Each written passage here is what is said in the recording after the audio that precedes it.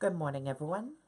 I'm Riley King, and welcome to the Riley King Newscast right here on the Riley King Network. Let's begin. First up, New Hampshire-based cybersecurity expert analyzes Russian meddling in election. Let's take a listen to the video from WMUR News 9.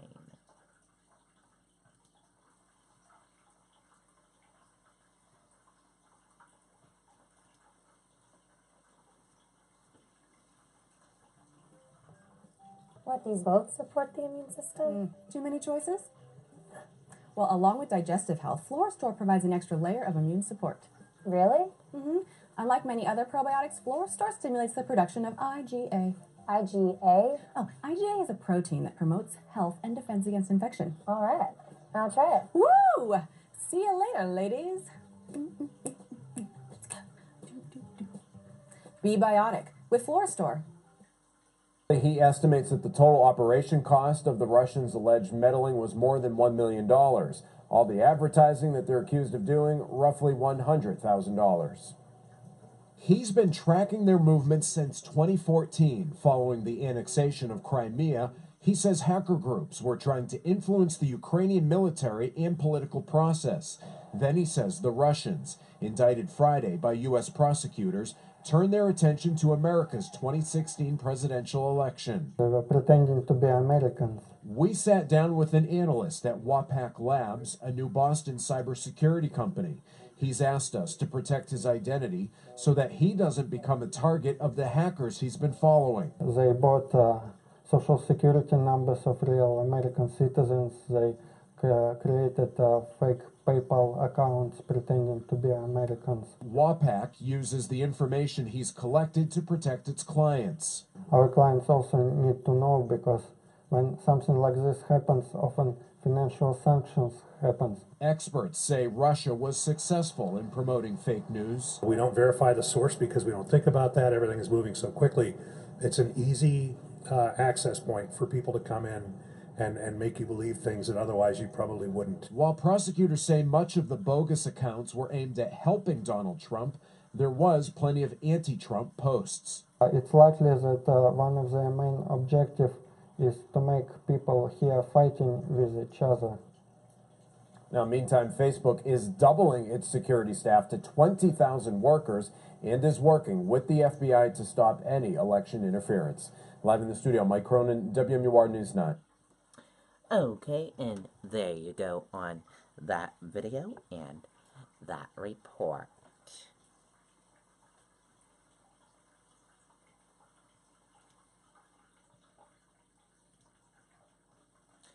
Go to drug for the flu facing supply shortage.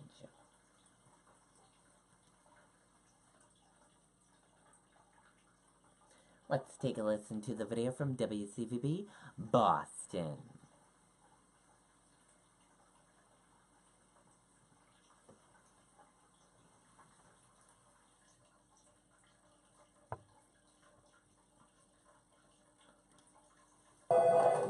Keys Pharmacy, how can I help you? The phone has rarely stopped ringing this flu season at Keys Drug in Auburndale, and callers are either asking for a flu shot or this, Tamiflu. Last year, it just sat on the shelf. We, maybe filled one or two here and there, but this year, I would say filled 10, 15 scripts a day. Keys Drug has been fortunate to keep a steady supply because there are now spot shortages of Tamiflu across the country.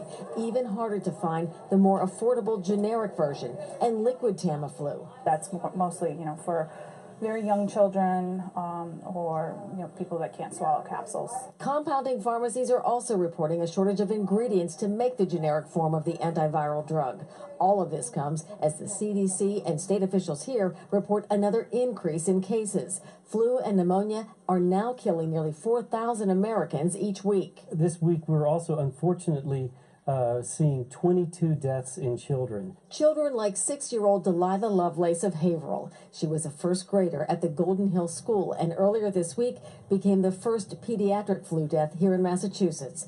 Nationwide, at least 84 children have now died of the flu. Health officials believe only a quarter of those kids had flu shots, which they now believe are about 36% effective overall, but as much as 59% effective for children 6 months to 8 years old. And we're also seeing spot shortages of the flu vaccine, but the CDC reports it is working to get more flu shots out there, also working with the makers of Tamiflu and its generic version to restock supplies. Okay, and there you go on that video and that report.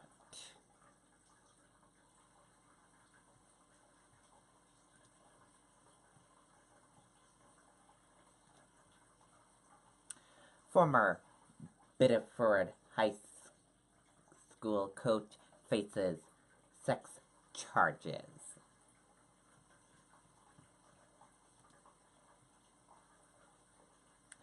Let's take a listen to the video from WMTW News 8 Maine.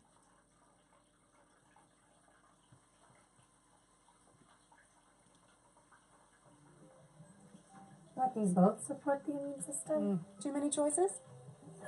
Well, along with digestive health, Florastor provides an extra layer of immune support. Really? Unlike many other probiotics, Florastor stimulates the production of IgA. IgA? Oh, IgA is a protein that promotes health and defense against infection. All right. I'll try it. Woo! See you later, ladies. Be biotic with Florastor. That's right, Megan. Peter Pelletier appeared in court via video this afternoon. He faces charges for assaulting a teen. Those charges include assault, unlawful sexual contact and touching, and endangering the welfare of a child. The incidences reportedly happened during March and July of last year. We're told Pelletier worked at Biddeford High School as a softball coach for 5 years. He came back as a volunteer assistant coach in 2015 until 2016. School officials say he passed the proper exams to be employed at that school. Pelletier will appear in court again on March 5th. He is still in custody tonight. In the studio, Lauren Bradley, WMTW News 8. Okay, and there you go on that video and that report.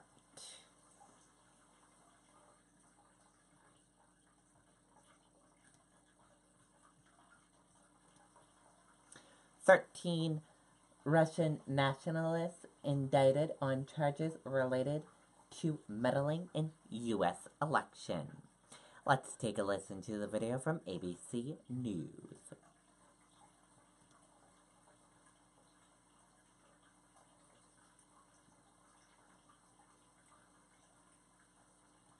The way and the what.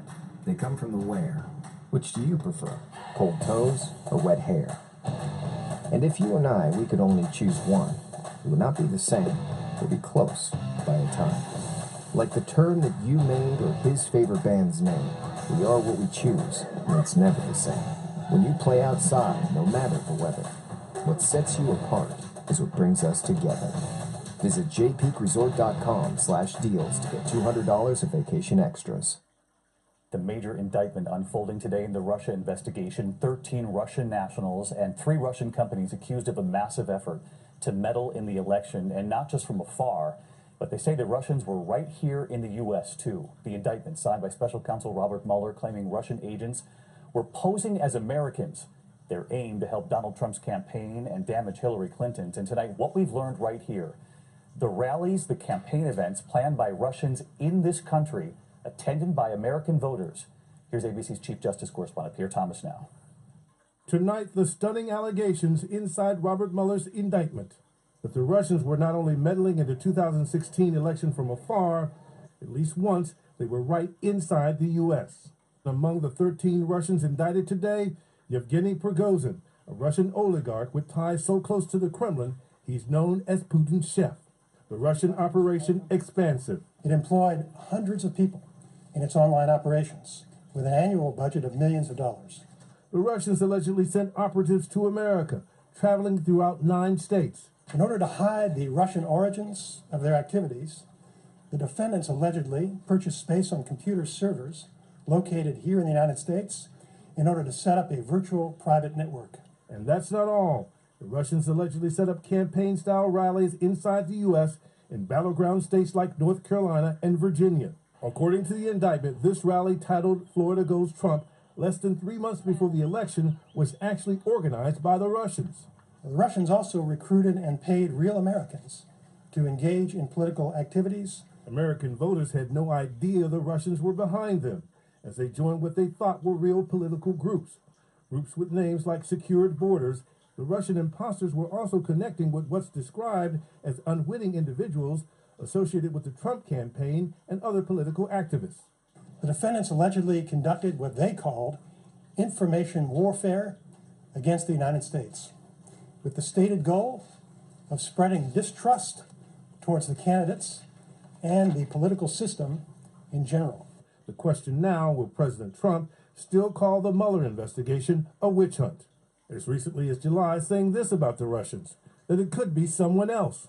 Well, I think it was Russia, and I think it could have been other people in other countries. But tonight, the indictment makes clear investigators are convinced the Russians were launching attacks aimed at, quote, disparaging Hillary Clinton and supporting the presidential campaign of then-candidate Donald J. Trump.